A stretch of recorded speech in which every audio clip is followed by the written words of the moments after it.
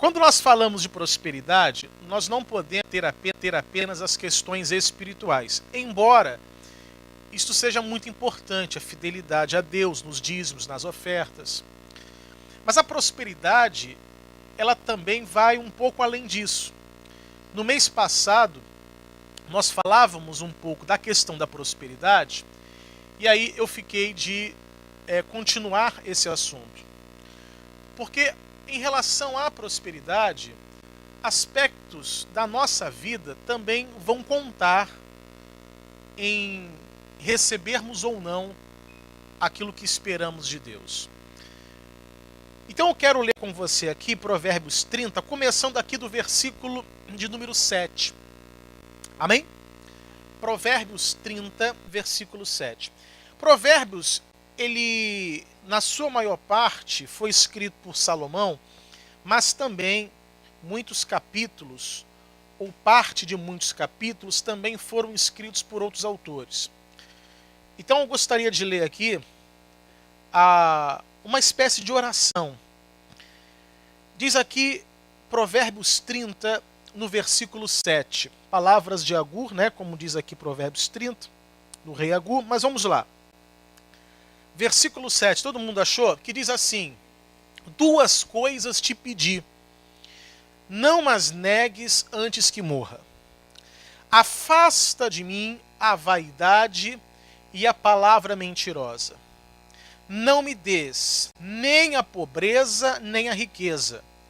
Mantém-me do pão da minha porção acostumada, para que, porventura, de farto te não negue e diga: quem é o Senhor? Ou que, empobrecendo, venha a furtar e lance mão do nome de Deus. Às vezes a pessoa, ela clama ou pede a Deus por uma prosperidade, e eu falo aqui especificamente de prosperidade financeira. E às vezes a expectativa que a pessoa tem, ela não se cumpre. E ela se pergunta, mas por quê? Por que eu não consigo? Por que financeiramente a sensação que eu tenho é que a minha vida está, vamos dizer assim, amarrada? E ela começa a tentar achar culpados. Será que o culpado sou eu? Será que eu estou em pecado? Será que alguém, pastor, fez uma macumba contra mim e está amarrando a minha vida? E às vezes não é nenhuma dessas questões espirituais. Todo ser humano, ele tem uma inclinação natural.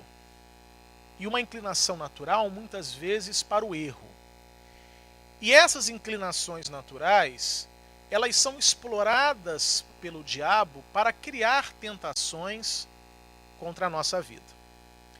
E é interessante que o autor aqui, ele com sinceridade, ele pede a Deus o seguinte: mantém-me do pão da minha porção acostumada. O que é isso? É ele chegando diante de Deus dizendo assim: Senhor, financeiramente falando, deixa as coisas como estão.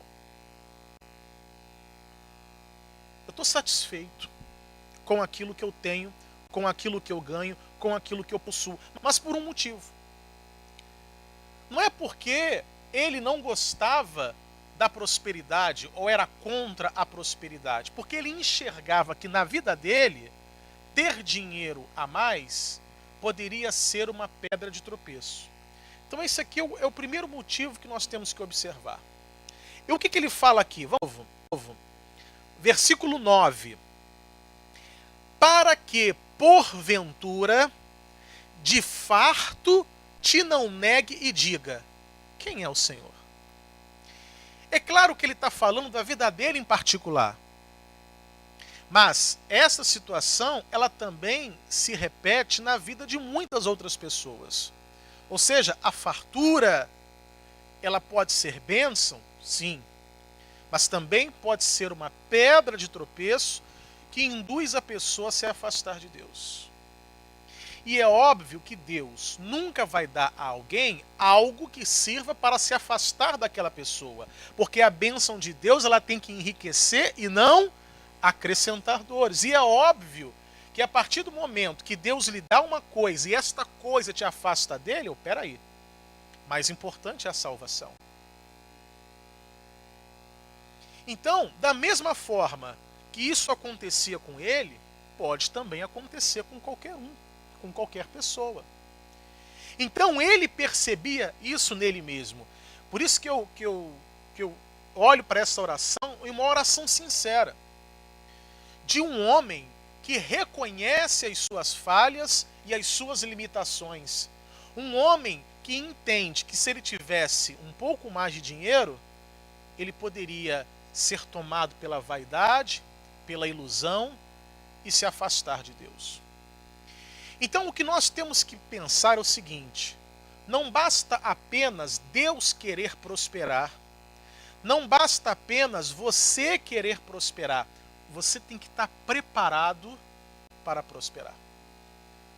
Você tem que estar preparado para ter mais. E o mais que você tiver não pode servir como algo que vai te afastar do Senhor. Então ele reconhece dizendo: Senhor, mantém-me do pão da minha porção acostumada. Ou seja, eu quero continuar tendo o que eu tenho. Porque eu sei que se eu tiver mais, eu posso te negar.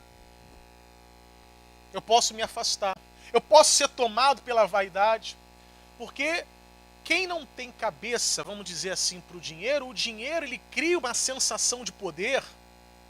Sabe, como se você pudesse fazer qualquer coisa, comprar qualquer coisa, conquistar qualquer coisa. Então, o dinheiro ele pode despertar esta sensação de poder na vida das pessoas. Como se ela se sentisse poderosa. Agora eu posso. Agora eu consigo. Agora eu chego lá. E não é assim. A partir do momento que a pessoa ela começa a se sentir poderosa por conta do dinheiro, automaticamente ela sai da dependência de Deus e se afasta dele. E é óbvio que Deus ele nos conhece. Deus conhece você muito melhor do que você mesmo. Deus ele sabe das nossas intenções, das nossas inclinações, daquilo que está na nossa alma. Deus ele nos conhece profundamente.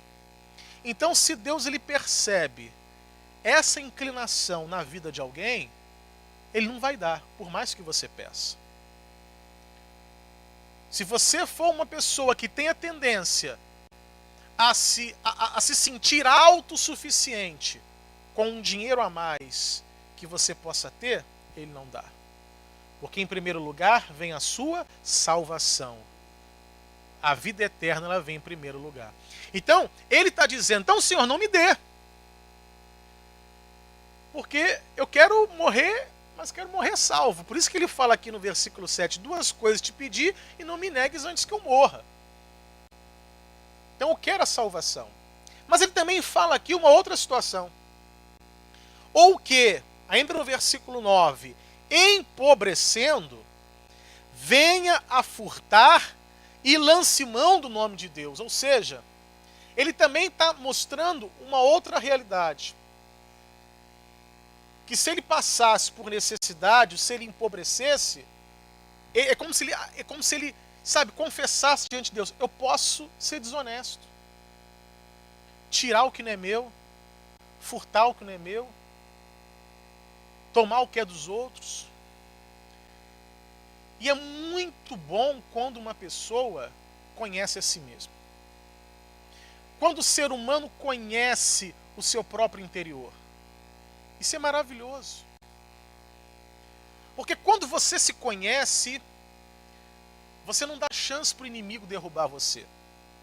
Porque você apara as arestas. É o que ele está fazendo. Senhor, eu me conheço. Se eu tiver mais, eu vou ser tomado pela vaidade e me afasto de você. Mas também se eu tiver pouco, eu posso ser desonesto e escandalizar o teu nome. Então me mantém do jeito que eu estou. Me deixa da situação que eu estou. É o caso dele, particular. Mas isso serve também de exemplo para muitas pessoas. Então, o dinheiro, ele pode ser uma bênção. Desde que você domine ele, não ele domine você.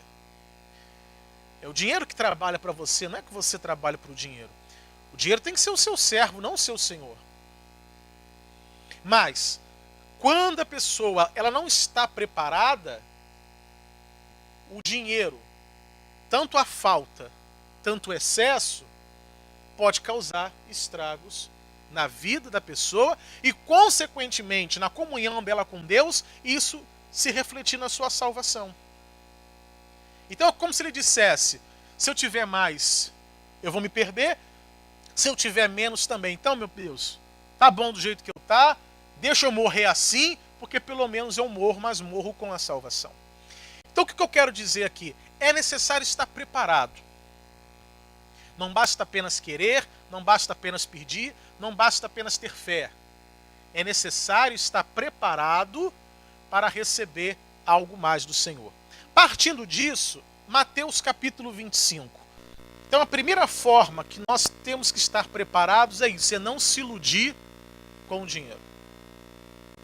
É não achar que o dinheiro te dá um poder a ponto de você se tornar independente do próprio Deus.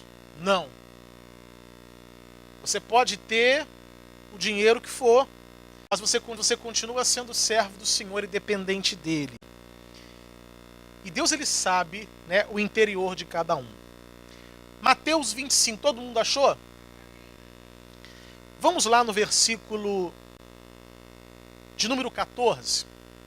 Uma parábola aqui que o Senhor Jesus conta, que nós conhecemos como a parábola dos 10 talentos. Só que eu quero trazer aqui não uma interpretação diferente, mas que você olhe com outros olhos para essa parábola aqui. Mateus 25, versículo 14, amém? Porque isto é também como um homem que, partindo para fora da terra, chamou os seus servos e entregou-lhe os seus bens. Então vamos imaginar, né, alguém, sei lá, que tem uma fazenda ou que tem uma empresa, e esse alguém vai se ausentar. E ele chama lá 3 funcionários e dá a esses 3 funcionários a responsabilidade de administrar os seus negócios durante o tempo que ele está ausente. Amém? Então, é o que ele faz. E ele chama os 3.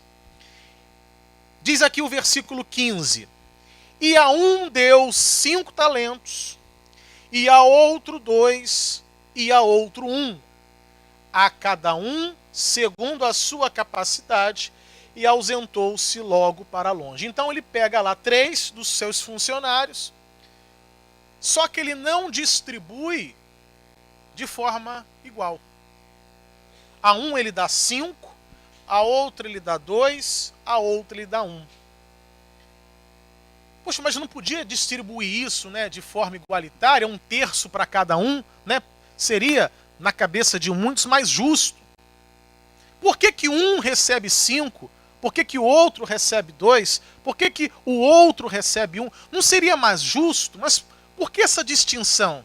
Será que ele gosta mais daquele que recebe 5 e não gosta tanto daquele que ele recebe 1? Não. O critério de distribuição é muito simples. O que ele fala aqui no final do versículo de número 17? Aliás, no final do versículo 15. A cada um segundo o quê? A sua capacidade. Então isso nos ensina uma coisa: cada um tem uma capacidade diferente para lidar com recursos financeiros. Cada um tem uma capacidade diferente de administrar, de lidar com o dinheiro. Então, se ele deu a cada um segundo a sua capacidade, por dedução, a gente vai entender que o que recebeu 5 tinha mais capacidade do que aquele que recebeu 1.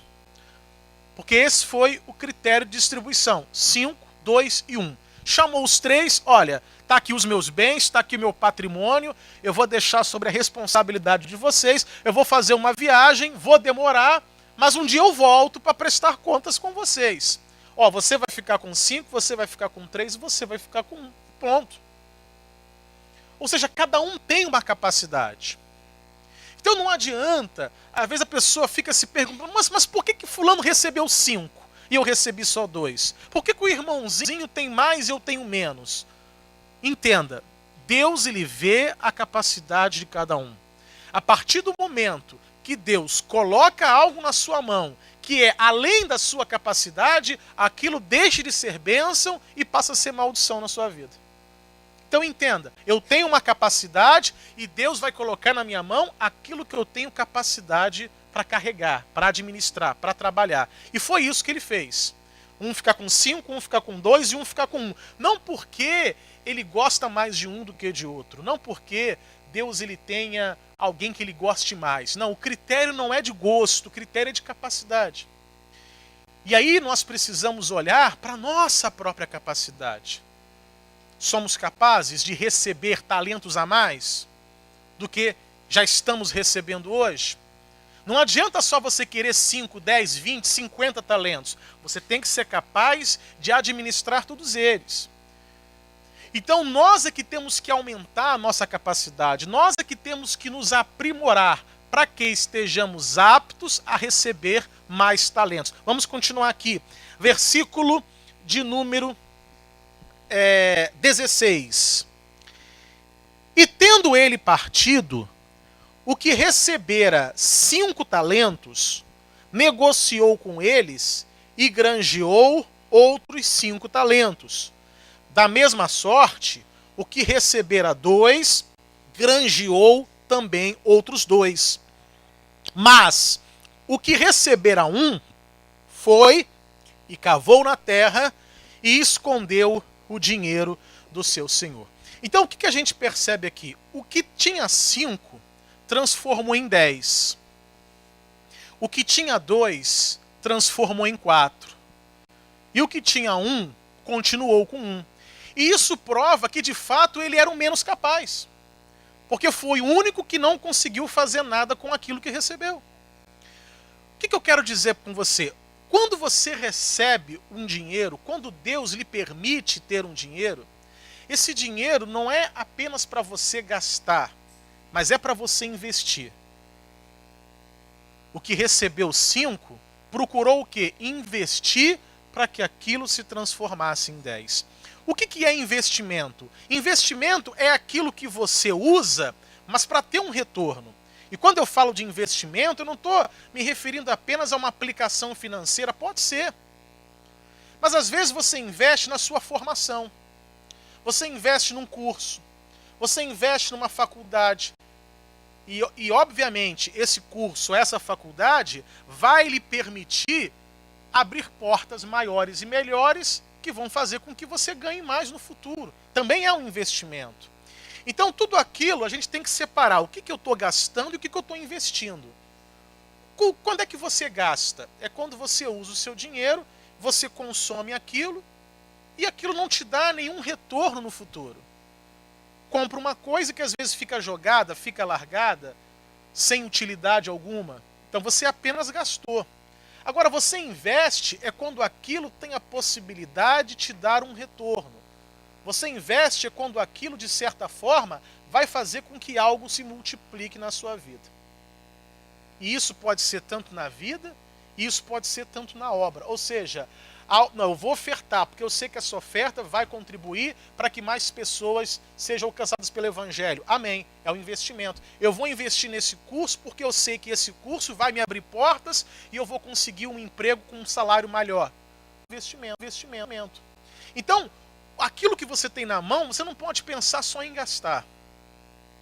Se a nossa mente é apenas de gastar, você pode ter certeza, você vai orar e não vai receber. A sua mente tem que ser uma mente no seguinte: eu vou pegar isso aqui e vou investir. De alguma forma, para que isso me traga um retorno. Então ele fala aqui, o que tinha 5 transformou em 10. O que tinha 2 transformou em 4. E o que tinha 1 não conseguiu fazer nada. Ele foi lá e enterrou. E olha só o que acontece aqui. Versículo 19. E muito tempo depois, veio o senhor daqueles servos e ajustou contas com eles. Então, aproximou-se o que recebera 5 talentos e trouxe-lhe outros 5 talentos, dizendo: Senhor, entregaste-me 5 talentos, eis aqui outros 5 talentos que ganhei com eles. E o seu senhor lhe disse: Bem está, servo bom e fiel. Sobre o pouco foste fiel, sobre o muito te colocarei. Entra no gozo do teu senhor. Quando ele fala sobre o pouco foste fiel, o que é essa fidelidade? Não é apenas de você guardar, mas é de você multiplicar. É nisso que está a fidelidade. Deus não quer que você devolva a Ele exatamente aquilo que você recebeu. A fidelidade não está em manter, a fidelidade está em multiplicar. Por isso que ele fala, servo bom e fiel. 22. E chegando também o que tinha recebido 2 talentos, disse, Senhor, entregaste-me 2 talentos. Eis que com eles ganhei outros 2 talentos. Disse-lhe o seu senhor, bem está, bom e fiel servo. Sobre o pouco foste fiel, sobre o muito te colocarei, entra no gozo do teu senhor. 24. Mas, chegando também o que recebera 1 talento, disse, Senhor, eu conhecia-te, que és um homem duro, que ceifas onde não semeaste, e ajuntas onde não espalhaste. Então começou a dar desculpa aqui. 25. E atemorizado, escondi na terra o teu talento. Aqui tens o que é teu. Atemorizado. Ou seja, aquele que recebeu 1, obviamente, por dedução, seria o menos capaz dos 3. Ele ficou atemorizado e sem saber o que fazer com aquilo. E quando você recebe um dinheiro e você não sabe o que fazer, a tendência é que você acabe fazendo com que aquilo desapareça da sua mão. Eu me lembro que, até contei isso aqui de manhã, há muitos anos atrás, trabalhava numa empresa, ainda nem sonhava em vir para a igreja. E aí tinha um colega meu que tinha sido demitido, e aí ele fez um acordo lá com a empresa, né, para sacar o fundo de garantia, e aí ele feliz da vida lá com dinheiro na mão, e aí esqueci o nome dele agora, acho que é o Wallace. E aí o Wallace, vai fazer o que com o dinheiro do fundo? Rapaz, vou tomar tudo de cerveja. Ele estava fazendo as contas de quantas caixas de cerveja ele ia conseguir comprar com aquele dinheiro. Era a cabeça dele. Então, quando ele olhava para aquele dinheiro na mão, o que ele pensava? Ele enxergava o quê? Caixa de Skol. Ah, meu Deus, quantas caixas de Skol eu vou comprar com esse? Era a cabeça que ele tinha. Era aquilo que ele enxergava que o dinheiro que ele tinha na mão poderia proporcionar a ele. Ou seja, é alguém que não sabe administrar. É alguém que não pensou, peraí, eu vou guardar, agora eu estou desempregado. Né? Ele foi demitido. Então, alguém podia pensar, puxa, agora eu estou desempregado. Como é que eu vou manter meu padrão de vida? Pô, vou usar isso aqui para me manter. Eu vou aqui diminuir as contas, eu vou aqui economizar, porque agora eu estou sem emprego. Quer dizer, estou com um bom dinheiro na mão, sim, mas eu perdi a minha fonte de renda mensal. Então alguém que tem um mínimo de cabeça vai pensar nisso. Mas ele não, só pensava em gastar. Então, para aquele que só tem a mente para gastar, se ele recebe 100 e se endivida com 200, se ele receber 1.000, vai se endividar com mais ainda. Então, o dinheiro ele é bênção para quem tem a capacidade de lidar com ele. Porque senão é uma pedra de tropeço que vai fazer com que a pessoa se endivide ainda mais. Porque é uma ilusão a pessoa achar, ah não, se eu tiver mais, eu vou acabar com as minhas dívidas. Não, não é você ter mais, é saber lidar com o dinheiro. Porque se a pessoa lá sempre gasta além do que ganha, se ela tiver lá um salário duplicado, oh meu Deus, abençoa lá o meu patrão, me dá 100% de aumento. A tua dívida vai aumentar em 100%. Porque a pessoa ela sempre gasta acima do que ganha. Então não é ganhando mais que a pessoa resolve o problema, é aumentando a própria capacidade de administrar o próprio dinheiro. Então ele fala aqui, aquele que recebeu 1, começou a dar a desculpa dele lá. 26. Respondendo, porém, o seu senhor disse-lhe, mau e negligente servo. Mas você pensa, puxa, mas ele nem gastou 1 talento, ele guardou lá. Mau e negligente servo. Mas pastor, ele nem perdeu o talento, ele só enterrou e deixou lá. Mau e negligente servo. O que ele diz aqui? Sabes que ceifo onde não semeei e ajunto onde não espalhei. Preste atenção no 27.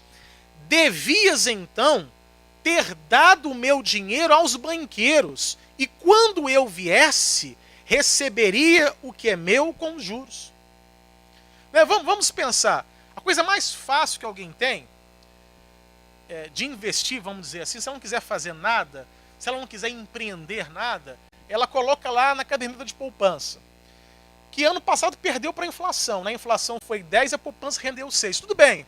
Mas a coisa mais fácil, isso eu estou trazendo para o contexto de hoje, a coisa mais fácil que a pessoa tem hoje é pegar um dinheiro e colocar na caderneta de poupança. É simples, é fácil, não tem cobrança de imposto de renda, não tem nenhum tipo de imposto incidindo em cima. É fácil, a pessoa está lá e deixa rendendo. É isso que ele está falando. O mínimo que você devia ter feito é isso. O mínimo. Mas nem isso você fez. Você só enterrou. E enterrar significa o quê? Desvalorizar aquilo que você tem. Se você pega hoje uma nota de R$100 e esconde num colchão, no ano que vem vai estar valendo 90. Porque o que você compra hoje com R$100, você não vai comprar ano que vem com R$100. Dinheiro desvaloriza e perde o seu poder de compra. Então foi isso que ele fez. Quando ele enterrou o talento, é como se ele tivesse guardado dinheiro no colchão. Ah, vou guardar aqui, vai deixar aqui guardadinho. Vai passar 10, 20 anos, aquilo não vai valer nada. Eu me lembro que em 1995, eu pagava 68 centavos no litro da gasolina. Isso em 95. Eu até me lembro, 68 centavos. Hoje está quase R$4. Você perde poder de compra. Com uma nota de R$2, né, eu colocava lá gasolina. Hoje, com uma nota de R$2, eu não compro nenhum litro. E nem tem mais nota, né? Aliás, com nota de R$1, nem tem mais nota de R$1. Agora a mínima que tem é 2. Então, quando ele enterrou o talento, o que ele fez? Ele guardou o dinheiro no colchão, aquilo está desvalorizando. Não basta só você manter. Você tem que trabalhar para multiplicar aquilo que Deus está colocando na sua mão. Então, esse é o princípio. Então, nós não podemos ter uma mente apenas para gastar. E o que ele diz aqui?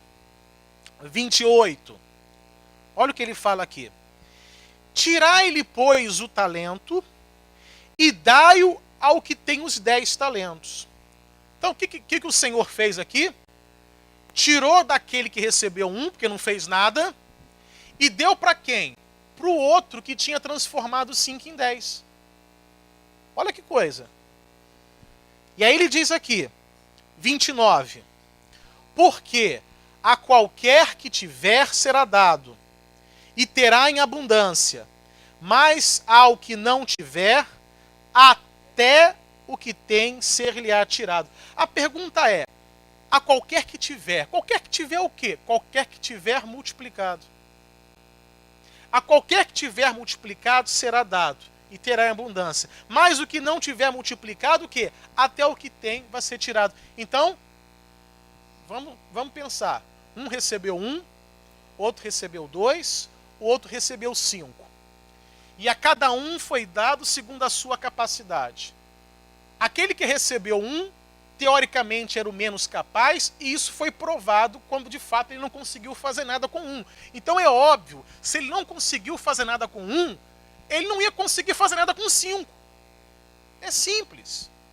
E o que acontece? O de 2 transforma em 4, o de 5 transforma em 10. E o com 1 não fez nada. O que o Senhor fez? Tirou daquele que tinha 1 e deu para aquele que tinha 10. Ora, a partir do momento, se você não for capaz de lidar, Deus vai colocar na mão de outro. Vai colocar na mão de outro. De alguém que consiga trabalhar. Então não adianta olhar para A e B e dizer, fulano tem, eu não tenho. Por que um tem, eu não tenho? Por que um recebeu 5 e eu recebi 1? Por que Deus deu para um e não deu para mim? Entenda, pode ser que você não tenha ainda, porque a capacidade não é uma coisa definitiva, não. Ninguém nasce sabendo, a gente aprende. Mas às vezes, né, nós temos preguiça de aprender, eu falo por mim mesmo. Eu tenho preguiça de ler, preguiça de aprender, e é óbvio que eu também vou desperdiçar bênçãos. Vou impedir que coisas também cheguem na minha mão. Às vezes a pessoa, ela é preguiçosa. Ela quer receber, mas não quer aprender. Não quer ler, não quer estudar, não quer se aplicar, não quer se aperfeiçoar. E então, a sua oração, Deus não tem como responder. Deus não tem. Deus, ele quer responder a sua oração. Deus, ele quer abrir portas imensas para você. Mas se você não se preparar, se você não aumentar a sua capacidade, se você não for capaz de administrar aquilo que você recebe, aquilo vai ser um peso para você. Ao invés de ser bênção, vai ser maldição. Eu comentava aqui vendo uma reportagem, vendo um jornal na televisão, desse que passa aí na hora do almoço. Aí estava fazendo uma reportagem numa casa lotérica, porque acho que era uma semana de loteria acumulada. Aí estava lá o repórter lá. O que a senhora vai fazer se ganhar 20 milhões? Ah, nem sei, acho que eu peço demissão, vou embora do trabalho, vou viajar o mundo. É a cabeça dela. Então imagine 20 milhões na mão daquela irmã. Vão passar a perna nela, vão tirar dinheiro dela. Por quê? Porque falta capacidade. É uma coisa que para ela assusta, que nem esse aqui recebeu um e ficou o quê? Atemorizado, como ele diz aqui. Por quê? Porque não era capaz. Então não basta, volto a dizer isso aqui, não basta você querer prosperar financeiramente, não basta Deus querer prosperar você financeiramente. Você tem que estar preparado. Porque Deus não quer te colocar algo na sua, Deus não quer colocar algo na sua mão que vai servir de tropeço, que vai servir para você se desviar dele, como está lá em Provérbios 30. Meu Deus, me mantém do jeito que eu estou, que se eu tiver mais, eu posso ser que eu te negue. Não, e Deus não quer isso. Deus, ele quer fazer de tudo para que você esteja na presença dele, para que você conserve essa salvação até o fim. E o dinheiro é uma coisa que para muitos causa um deslumbramento. A pessoa se sente poderosa e acaba sendo dominada por aquela sensação de poder. Então, não está preparado ainda. O fato de não estar preparado, volto a dizer, não é definitivo. O autor lá, o Agur, lá em Provérbios 30, ele foi sincero. E nós temos que ser sinceros diante de Deus. Meu Deus, eu estou preparado mesmo? Eu estou querendo crescer na empresa. Meu Deus, eu quero ser diretor-geral da empresa. Estou preparado para chegar lá? Aí Deus fala assim, meu filho, eu quero abrir essa porta para você, então se forma. Filho, eu quero, sabe, então estuda. Eu quero abrir a porta para você, mas se você não for capaz, você vai passar vergonha lá. Você vai envergonhar meu nome, que não vai dizer que é crente. Então, se prepara. Se prepara. Então, se você quer algo, colabore com Deus também. Esteja preparado para receber algo mais em sua mão. Não basta só pedir, tem que estar apto. Eu acho interessante quando o Davi, ele vai até o rei Saul, se candidatando, né, a enfrentar o Golias. E aí então o Saul, quando olha para Davi, meio que desdenha, né, do garoto, né, um jovem. Rapaz, tu está preparado? Tu quer enfrentar Golias? Ninguém quer enfrentar e só você quer. Você quer morrer alguma coisa? Sabe? Você está preparado? E aí ele dá uma lição em Saul. Ô rei, olha, eu sou pastor de ovelhas. Uma vez veio um urso para querer abocanhar uma ovelha, eu enfrentei e matei. Outra vez veio um leão, eu enfrentei e matei. Aí o Saul olhou assim, opa, esse garoto é perigoso.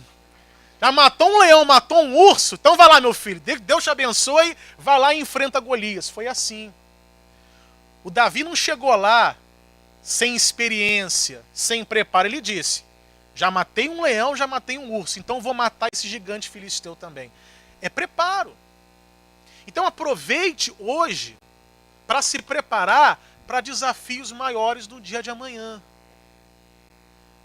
Porque na hora que Deus estiver distribuindo talento, que Ele dê para você 5, 10, 20, 100, 200, e que você seja capaz de transformar isso e multiplicar isso na sua vida, na vida do próximo, na obra de Deus. Esteja preparado. Pastor, eu ainda não estou. Então ore a Deus, peça ao Espírito Santo que te ensine, que te instrua, se aplique, se qualifique, se aperfeiçoe, faça a diferença. Para quê? Para que Deus possa então abrir portas maiores, para que Deus possa responder às orações que você tem feito. Então se prepare, aumente essa sua capacidade para que Ele possa colocar coisas maiores em suas mãos. Amém?